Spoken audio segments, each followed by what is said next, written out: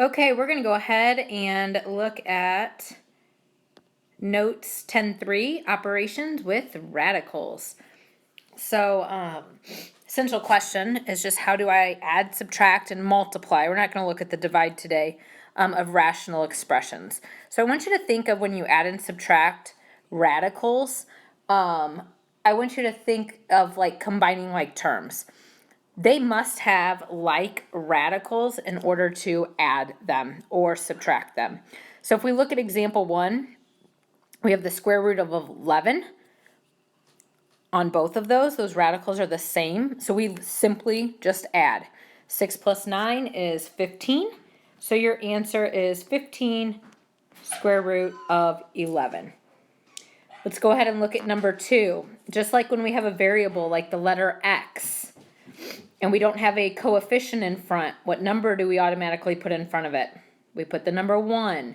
So we have the square root of 3 for both of those terms, but the first term doesn't have a value in front of it, so it would be the value of 1. So I'm going to put a 1 there, and then it says 1 take away 5. Because they both have radical 3, we can go ahead and just subtract those, and 1 take away 5 would be a negative 4. And the square root of 3. And that is as simple as I can make it here. It's not too bad at all. Example 3, though, we need to be a little careful because you notice that the first one says the square root of 3, but the second one, I don't have a number in front, so we can go ahead and write the number 1. But we also have a 12. Well, that's not in simplest form. So let's go ahead and simplify that square root of 12. And we know that we can break that up to 4 times 3 is 12. So we know 2 times 2 times 3. And so when we do that, we see we have a perfect square. 2 times 2 is 4, and the square root of 4 is 2. So I'm going to rewrite this problem. We still have our 5 root 3 in the front, and then take away, and that 2 comes out, and we have take away a 2 root 3. And so when we have 5 take away 2, we simply just get 3 root 3. And that would be your final answer for that one. So adding and subtracting, you have to have like radicals, just like combining like terms. Let's go ahead and look at 2 multiplying problems, and then I'll be done. So when we multiply, I want you to think of just multiply. What jumps out at me here is this is the distributive property. We want to make sure that we distribute the square root of 10 to everything. So I have the square root of 10 times the square root of 6, plus I have the square root of 10 times the whole number 3. And to simplify this, we know 10 times 6 is 60, so we have the square root of 60. They're inside the radical, so you can just go back to your multiplying rules. You can just go ahead and multiply those. Plus 3 root 10.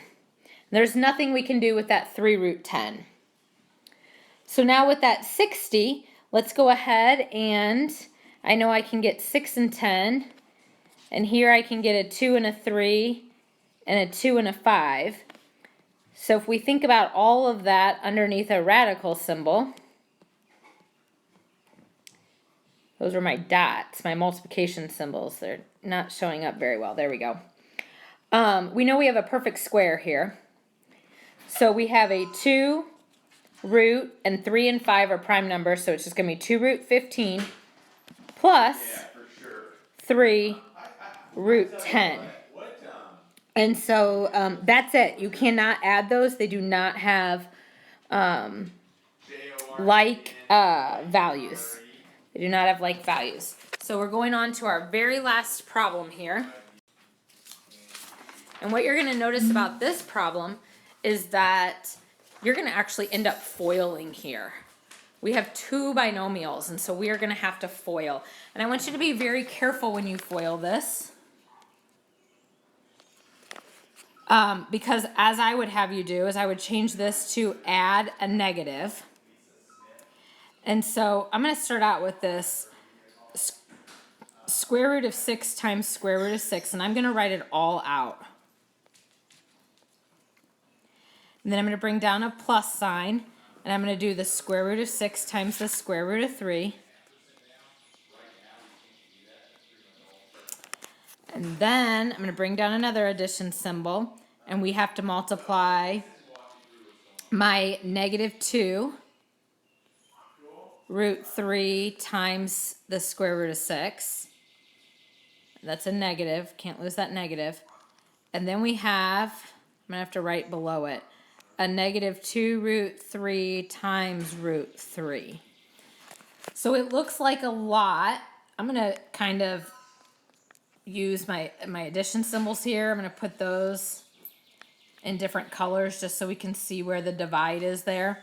So we know the square root of 6 times the square root, well, that's the square root of 36, which you just get 6. And then we bring down our addition symbol, and we're going to have the square root of 18 here.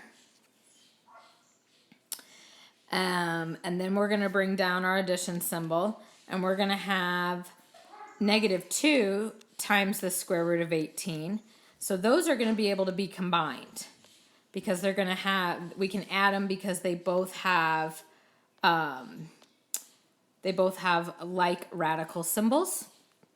And then on my far side here, I'm going to have plus a negative 2 root 9. And we know that the square root of 9 is actually the whole number 3. So it's negative 2 times 3, and negative 2 times 3 is a negative 6. So really, if I were to write all this out, just so that we can see it, I'll write it in green in a different color. It would be 6 plus the square root of 18 plus negative 2 square root of 18 plus a negative 6. And if we think about our addition and what we can, think of like terms and what you can add, 6 and negative 6 equals 0. They're gone. The square root of 18, well, what do you have in front of this of that? What number can we place there if nothing's written? We can place the number 1. And 1 plus a negative 2, and the only reason we can add those together is because they both have a radical 18, would get us a negative 1 square root of 18. And that would be your final answer. So that is where we went ahead and we had to go through the FOIL process where we had we distributed every term and we multiplied it by the other terms in the other binomial. Hope that helps. Email with questions. Have a great day.